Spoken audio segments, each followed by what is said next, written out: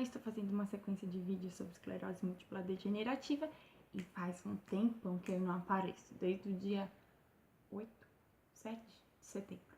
Enfim, mas tem motivos para isso. Na verdade, a utilização do natalizumab, ela foi... que eu tinha feito o vídeo da primeira semana, né? Tinha contado como eu tava mais ou menos bem, tinha gostado muito da aplicação, tava me sentindo relativamente bem, faz uma semana.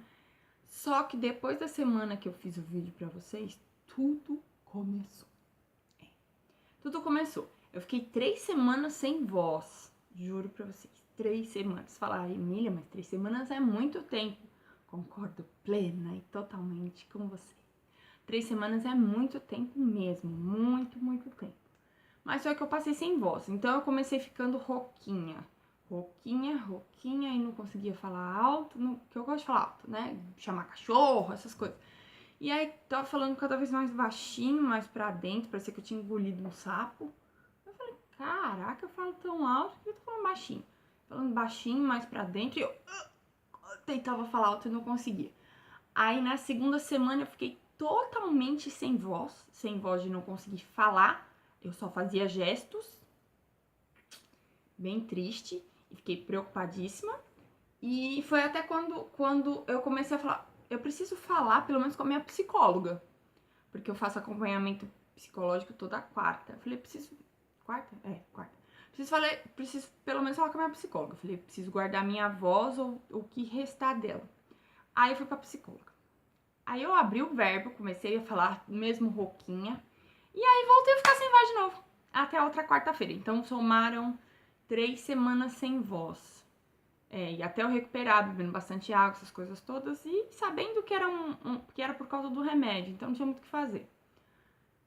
E foi muito triste ficar 3 semanas sem voz. Porque eu falo até comigo, falo comigo mesma. Eu falo com os bichos, fingindo que estou falando com os bichos, mas estou falando comigo. É uma coisa louca. E por isso que eu fiquei sem vídeo. Também não conseguia fazer vídeo dizendo que eu tava sem voz. Como uma vez isso já aconteceu. Eu já fiz um vídeo no Instagram falando que eu tava sem voz, por isso não ia ter vídeo. Mas dessa vez foi extremamente longo esse período de sem voz. E você fica sem voz, você fica doente, você já tá em casa, e tá calor, aí tá... Você fica desanimada. Acabei não fazendo, porque eu tenho um lema, vocês sabem muito bem, que eu só faço vídeo quando eu estou bem. Por isso que eu demorei tanto pra fazer. Gente, a história é longuíssima. Porque eu acho que vou fazer 2 vídeos, porque ninguém tem saco pra aguentar meia hora de falação. Então eu vou falar 10 a 12, depois 10 a 12 de novo, tá bom? Vou fazer 2 vídeos hoje, um na sequência do outro. E contando de assuntos diferentes, porque eu ainda tô devendo pra vocês a conscientização do suicídio, que é o Setembro Amarelo, que eu falo sempre, todos os meses que tem algum diferencial, eu falo, por exemplo, outubro rosa, aí depois vem o novembro azul e o setembro amarelo. Eu tinha que ter falado em agosto da esclerose múltipla e, enfim, fico devendo coisinhas. Eu sou muito relapsa. E aí, o que acontece? Eu falei pra vocês que eu ia contar uma história minha.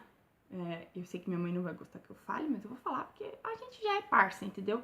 Pessoa que fala que fez um exame, coloscopia e conversa com vocês sobre isso, isso vai ser nada. Vai ser nada não, é um assunto muito importante e muito sério. Porque a gente acha que a depressão é uma frescura, a gente, assim, eu tô falando mal geral, eu também já pensei isso.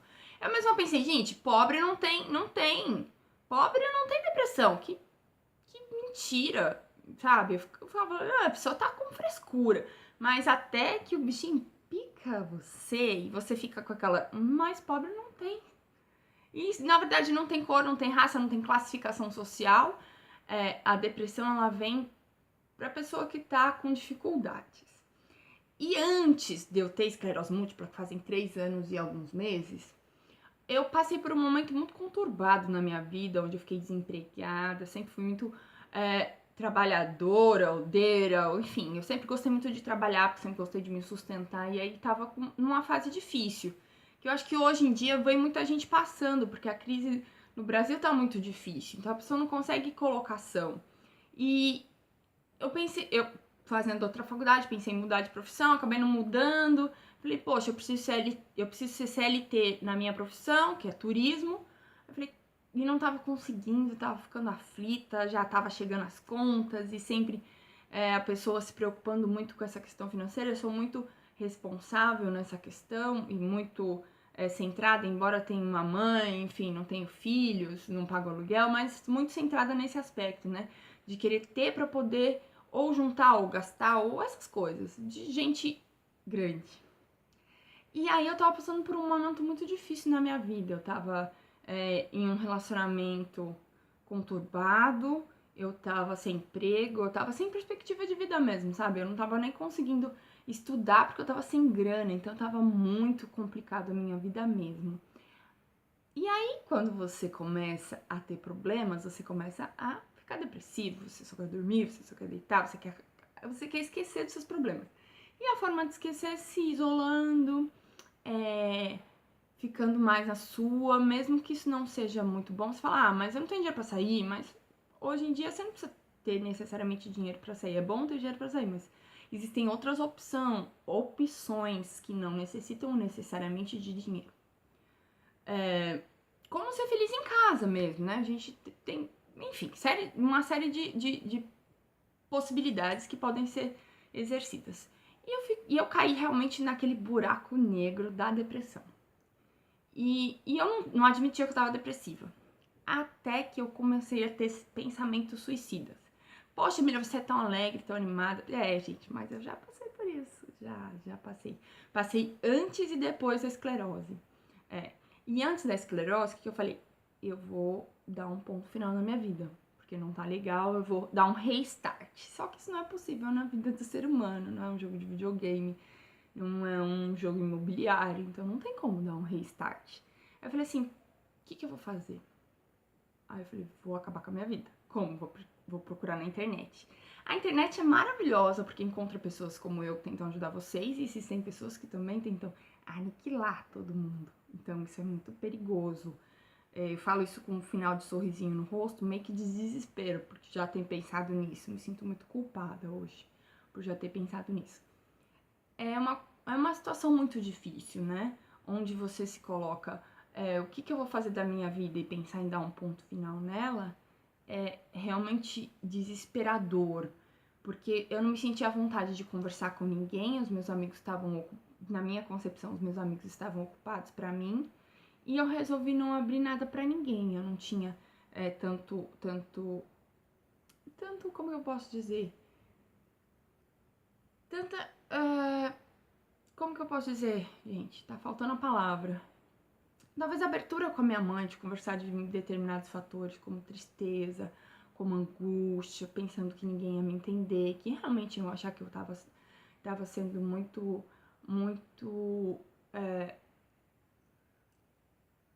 faltam palavras às vezes pra falar, né? Que eu tava sendo muito desonesta com a minha vida, mas a palavra não é essa, que eu tava sendo muito pessimista. Não sei dizer exatamente a palavra quando você pensa em suicídio. Então, graças a Deus esse pensamento foi embora.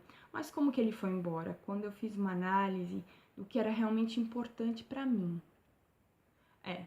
Eu não pensei na minha família, eu não pensei nos meus amigos, eu não pensei em nada muito próximo a mim.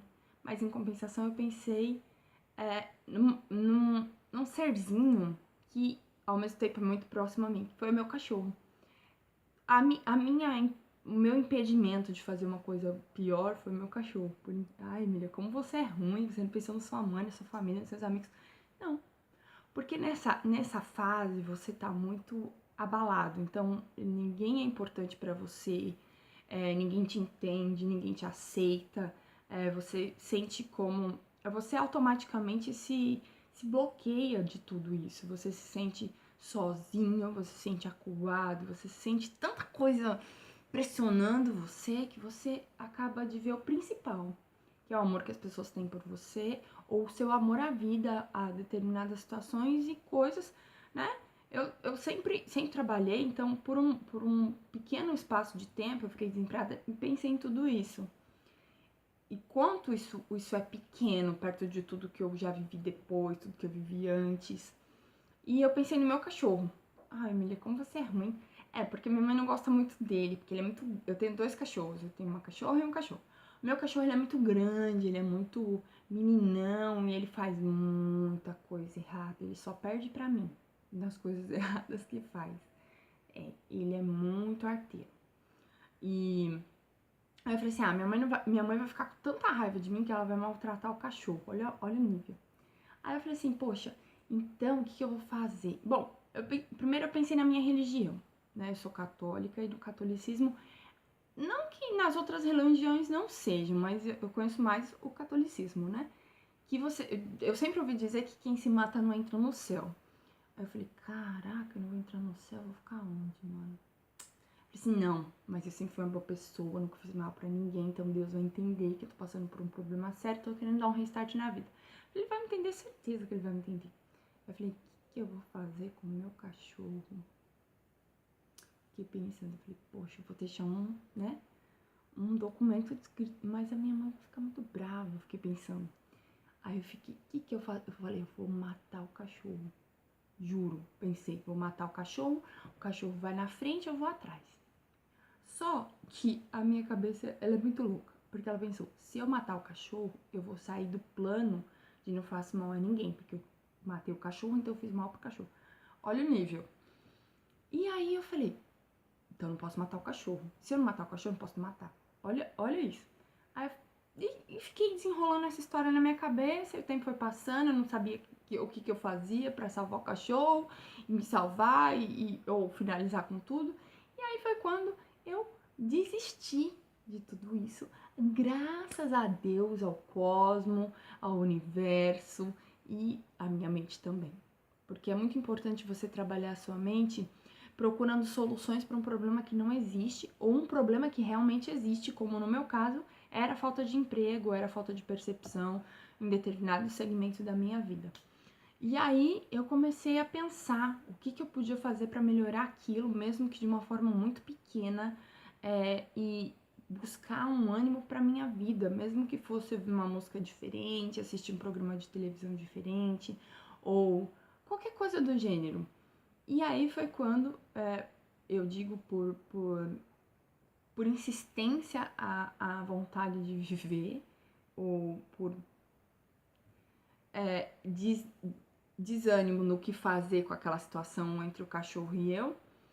E tudo foi se encaixando e eu mudei de ideia, graças, como eu já havia dito, estou me repetindo, graças a Deus, ou enfim, a minha força realmente interior. E eu queria deixar essa dica pra vocês. Às vezes a gente pensa que não tem mais jeito, que não tem mais... E isso eu nem tinha esclerose. Mal eu sabia que os meus problemas ainda viriam, que eu ainda ia descobrir um mundo de problemas, que na verdade aquilo não era um problema, era só... Aí depois era só uma falta de perspecção, realmente. E depois eu conversei com isso sobre essa situação com os meus psicólogos. E aí, o que eles falaram? Eles falaram assim, Emília, na verdade você não queria acabar com a sua vida. Você queria acabar com o seu problema. Às vezes a gente tem um problema que a gente não sabe lidar e a gente transforma aquele problema no grande centro da nossa vida. E tá errado, né? E é muito difícil entender isso. Então, quando você pensa que você tem um problema, você tem que procurar uma solução. A gente vê várias pessoas falando. Primeiro, você tem que pensar, o seu problema tem uma solução? Ou o seu problema não tem solução, você tem que se acostumar com aquilo. Como, por exemplo, eu tinha um problema, que era a falta de emprego, a falta de percepção no campo amoroso, na vida pessoal. Então, o que eu fiz? Eu mudei aquela situação. Existia mudança? Existia. Era possível a mim? Sim e não. Porque não dependia só de mim, mas dependia também de mim. E aí eu fiz tudo para que aquela situação mudasse. Mesmo que vagarosamente ou às vezes até impotentemente. Mas se existia uma determinação em mudar, se aquela determinação dependesse de mim, eu estava disposta e determinada a mudar. E aí temos esse outro problema que é exemplificando mesmo, que é a esclerose, né? Existe solução para a esclerose? Não, né? É uma doença crônica, não tem cura. Mas existe solução? Existe. E não existe também. Existe quando você procura ter um atendimento, buscar um tratamento, buscar uma situação melhor ou uma vida melhor. E foi isso que eu fiz também. Então eu tenho 2 dicas aí de um passado onde eu não tinha a esclerose e de um futuro onde eu tenho esclerose e vejo muita perspectiva para minha vida, tá? Então eu queria deixar esse recado, já falei muito. Eu vou fazer um outro vídeo contando do que aconteceu depois que eu melhorei da voz. Eu consigo linkar uma história com outra e tamo junto e misturado, cada vez mais juntinhos, cada vez mais acolhidinhos. E eu não quero que você pense em suicídio, tá bom? Fica a minha dica de realmente uma pessoa que já pensou nessa situação e que hoje se arrepende de ter pensado e que não cogita a ideia de perder a vida. No próximo vídeo vocês vão saber o porquê, tá bom? Um beijo, fui, tchau!